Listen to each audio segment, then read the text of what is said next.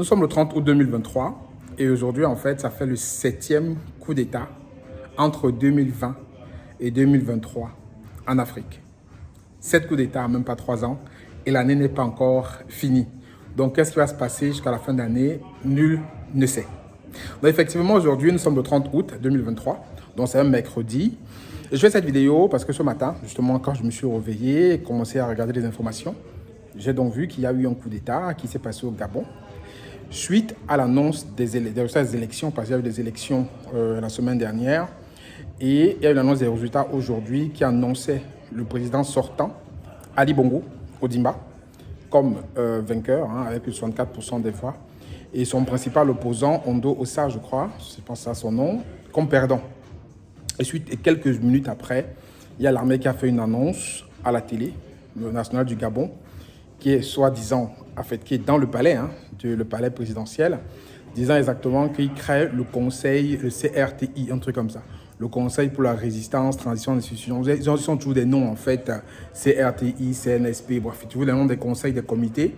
Donc, en fait, c'est les militaires qui ont annoncé, donc, qu'ils mettent en place un conseil et qui dissout toutes les institutions.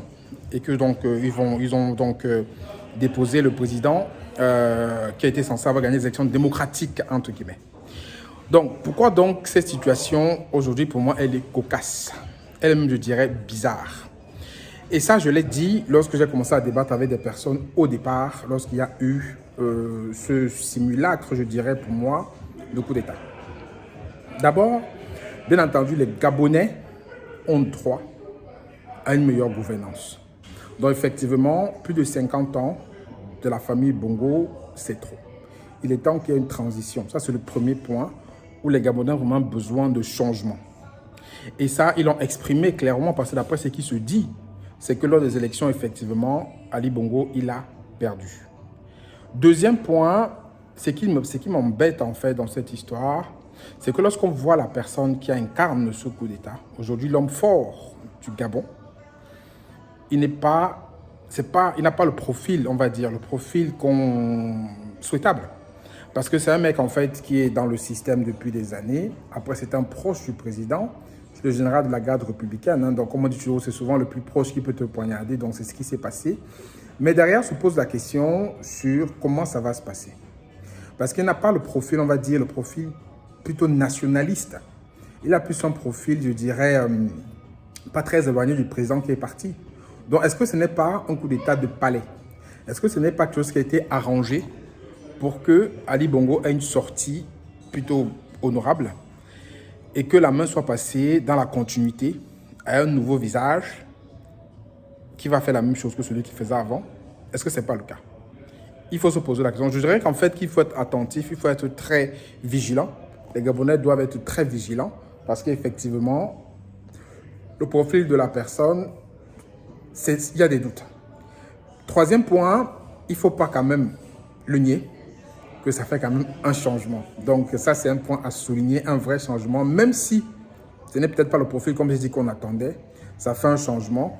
Et quand on a vu les scènes de liesse dans la rue aujourd'hui, la population qui était contente, parce qu'effectivement, il y a une transition par rapport à Ali Bongo. Je pense que le peuple gabonais mérite quand même de savourer cet instant, même si derrière, on ne sait pas ce qui va se passer, on ne sait pas, entre guillemets, quelles sont les intentions de nouveaux hommes forts du Gabon. On n'en sait pas grand-chose aujourd'hui. Mais au moins, cette libération du peuple gabonais aujourd'hui, de la famille Bongo, vraiment, ils doivent le célébrer, même si c'est juste pour un court instant, ils doivent le célébrer. Quatrième point par rapport à cette histoire, c'est qu'aujourd'hui, quand on voit ce qui se passe aujourd'hui, c'est vraiment quelque chose d'historique. Parce qu'il y a un vent de renouveau qui souffle. Et je pense que la jeunesse africaine ne va plus se laisser manipuler. J'en appelle à tous les jeunes, de ne pas vous laisser manipuler. Ne veut pas vous laisser, en fait, influencer surtout. Parce que, comme je dis toujours, ce n'est pas le fait que ce soit un nouveau militaire ou quelqu'un de nouveau qui arrive au pouvoir qui va changer complètement la situation du pays. Il y a eu le Burkina, le Mali, la Guinée, le Niger. Aujourd'hui, il y a eu le Tchad aussi. Aujourd'hui, c'est le Gabon. Mais ne pensons pas soyons cohérents, ne pensons pas que le changement va arriver comme ça en 2-3 ans. Il nous faut des dirigeants qui aiment leur patrie, de vrais nationalistes. Je ne parle même pas du niveau panafricain, mais déjà des vrais nationalistes qui aiment leur pays, qui aiment leurs citoyens et surtout qui ont une vision éclairée pour leur État. Bien entendu, cette vision éclairée doit rentrer en combinaison avec une vision régionale, voire africaine, panafricaine. Parce que moi, le panafricanisme dit qu'en fait, on est encore très loin. Il faut d'abord qu'on retrouve une cohérence africaine. Je pourrais faire une vidéo dessus si vous le souhaitez. Avant de parler du panafricanisme, déjà au niveau africain, on n'est pas cohérent. Retrouvons d'abord une cohérence africaine avant de parler de panafricanisme. Ça, c'est notre débat. Mais disons en fait qu'il faut que ces leaders-là aient déjà une certaine vision éclairée de là où ils veulent amener leur État, de ce qu'ils veulent faire des personnes qui sont dans leur pays. Parce qu'on ne construit pas une nation avec des coups de discours, des coups d'annonce, des coups de trompette et de danse. Ça avait des actions. Et les actions, en fait, prennent du temps à porter des fruits. Tous ces leaders qui prennent le pouvoir aujourd'hui à la suite de la mauvaise gouvernance ou des familles qui ont régné pendant longtemps doivent avoir ça en tête. Ils doivent proposer des plans à 20 ans, à 25 ans, à 50 ans pour dire voilà là où est-ce qu'on va amener le pays et voilà les réformes qu'on va mener pour amener le pays à ce niveau-là. Bien entendu, en concertation avec les forces vives de la nation, la société civile et tout ça, ils doivent rédiger un vrai plan et le dérouler avec le temps qui va bien. Et bien entendu, vous savez, mon point de vue, c'est de multiplier des partenaires. On ne peut pas vivre en vase isolé. Il ne faut pas non plus dépendre fortement d'un seul partenaire. Aujourd'hui, c'est ça qui se passe, c'est que les gens sont en train de dépendre d'un seul partenaire au détriment d'un autre. Et ce n'est pas une bonne option pour moi. Donc, ça veut dire que ces leaders doivent multiplier des partenariats dans l'objectif de la vision qu'ils ont pour leur État. Et je pense que c'est ça qui va faire en sorte que vraiment on avance. Mais dit que les gens vont venir pensant que les choses vont changer en 2 ans, 3 ans, 4 ans, je vous dis que c'est faux.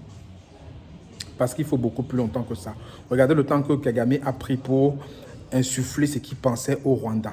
Regardez le temps que la Chine a pris pour pouvoir complètement amorcer sa marche en avant. Ça prend du temps. Mais qu'on a des leaders éclairés et visionnaires qui aiment leur pays, des vrais nationalistes, les choses se passent. Donc le Gabon aujourd'hui, soyez très vigilants, soyons tous très vigilants. On suit ça de très près, d'accord?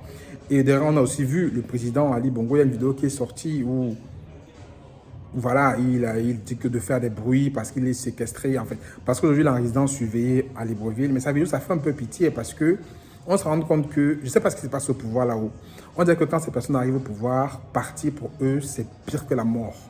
Alors que franchement, quand on le voit, il atteint au côté santé, il n'a plus les capacités vraiment de pouvoir assumer cette position. Mais il ne veut pas lâcher. Il ne veut pas lâcher. On se demande bien ce qui se passe là-haut quand on arrive. On n'en saura jamais rien, mais tous ne veulent pas lâcher, donc on ne sait pas. On s'est dit qu'aujourd'hui, le Gabon, donc, c'est le 7e pays qui a eu un coup d'État.